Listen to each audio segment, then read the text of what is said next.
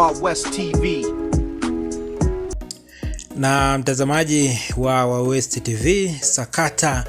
la TFF, bodi ya ligi, Simba Sports pamoja na Young African mara tu baada ya mchezo wa Kariakoo Derby kuahirishwa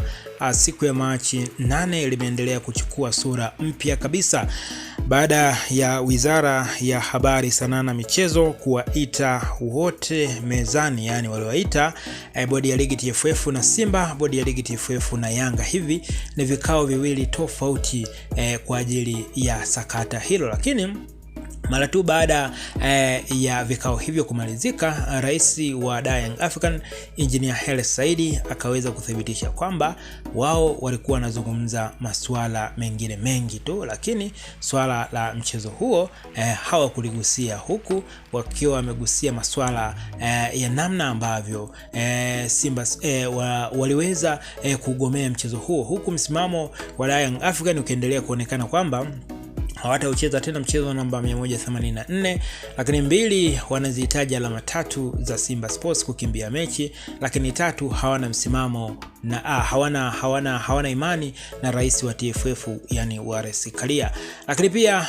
upande wa Simba Sports wao wanasema kikao chao kilikuwa kinahusisha masuala ya maendeleo ya soka nchini Tanzania na si vinginevyo labda kuhusu mchezo wa Kariakoo Derby. Anasema